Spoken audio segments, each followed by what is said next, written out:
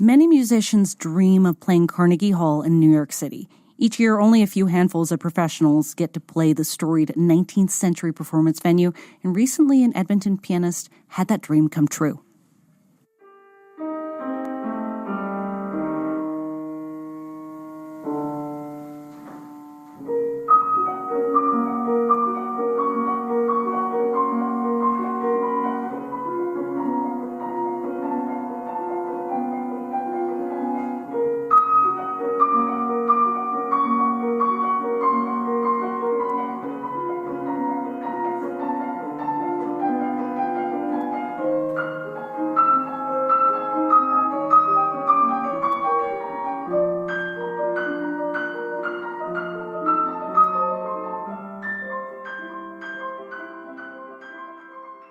Well, that's a bit of the Dante Sonata by composer Franz Liszt, performed by Edmonton pianist Emilio de Mercato.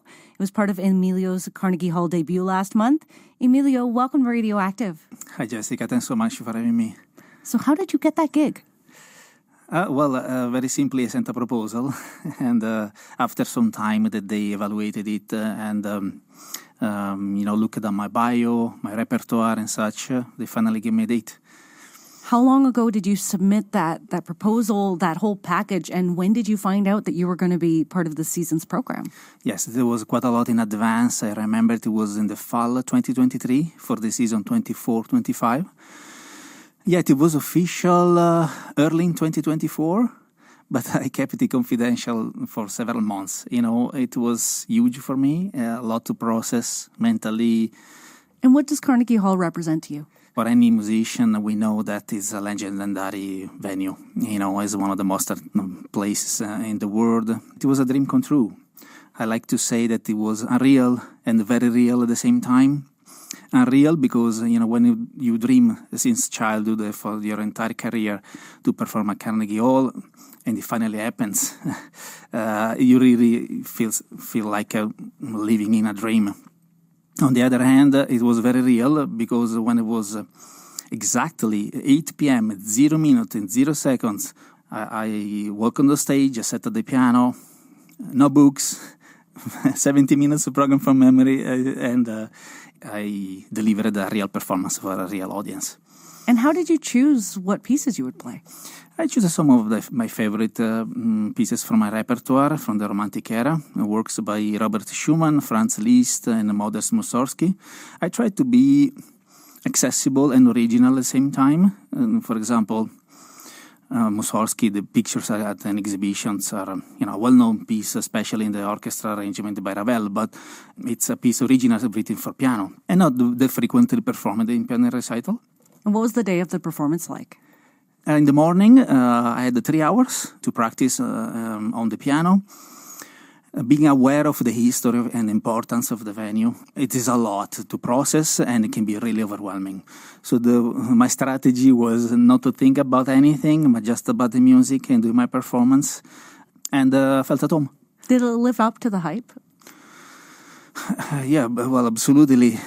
Being aware of, the greatest legendary pianist from the past and present that performed there, it can be intimidating and scary. Thankfully, I have some experience. I've been performing for the last 3 decades. And so that helped me to control my nerves, not think about it, and focus on the music, enjoying the music, deliver an engaging performance, and establishing a conversation with the piano, with the instrument, really. In the end, is what it is. You're just alone by yourself in front of 80 keys. You spent a lot of time with the piano over the years. When did it become clear to you that you would be a musician? It happened very early, I have to say. My mom is a musician, she's a pianist, and so I was exposed to piano and classical music in particular very early. And I started taking formal lessons when I was 5, 6 years old. My parents noticed it was easy to me. It was a language that I didn't have difficulties. First, the first few years at the music school, Civico Liceo Musicale in Varese, my hometown. And then shortly later, I entered into the Conservatorio of Music in Milan, Giuseppe Verdi, the well-known music institution. There I completed my master's degrees in piano and in composition. And afterwards, I pursued my studies in piano performance in Switzerland, in Bern, at the Hochschule für Musik. And then I attended many master classes in Italy, Switzerland, and Salzburg, to perfect, to continue to learn. What was it like to move then, that career across the ocean, and make the connections here in the city?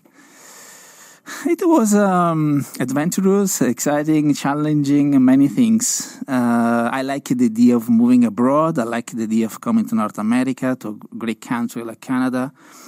I didn't know what to expect in Edmonton, especially working as a classical musician.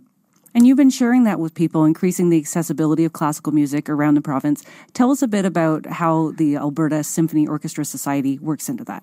Yeah, in 2015, I founded, together with a number of friends and colleagues, the Alberta Symphony Orchestra Society, and we first toured in the fall 2015. Actually, I remember performing here the Emperor Piano Concerto in front of the entrance of the CBC Radio. And we toured the province. And we kind of realized that there is a great demand there. People telling us, oh, wow, I never seen something like this. We're like, when are you coming back? We're like, more of this. So far, a great journey, about 10 years now. It's the 10th anniversary. We did many great things. I recall one of the highlights in 2017, a concert here at the Winspear Center with the full 55-piece Alberta Symphony Orchestra for the Canada anniversary. It's tough and challenging to continue to find support from donors, sponsors, to make things happen. We work with professionals. We would like to bring quality performances to people. And you have a lot of people believing in that vision. Let's get back to your Carnegie Hall performance. Did you have some familiar faces there in the audience? Yes, thankfully I had my sister there coming from Italy with a few friends. That was really incredible. And at the time it was 2.5 years I didn't see her. So it was really emotional. I had a friend coming from Edmonton, and that was really special. And we got together after the performance. Again, before the performance, I didn't see anybody. I didn't go anywhere. I was trying my best to stay focused because, when here, Manhattan is very chaotic, very noisy. I'm glad I was able to, to get it done and successfully. And somehow it was, for me, a way to test myself. Somehow we always kind of test ourselves as performers, in terms of repertoire, in terms of performances, in terms of what we can do next, it's always a sort of search and challenge. So, I was thinking to myself, okay, Emilio, let's see if you can do this one. And I think you passed the test. I passed the test. Yes. Well, Emilio, thank you for joining us to chat about this, and we look forward to your next performances. Yes, thank you so much, Jessica, and thank you so much for having me. That's Edmonton's Emilio de Mercato, who recently made his debut at Carnegie Hall. Here's more of his performance that night.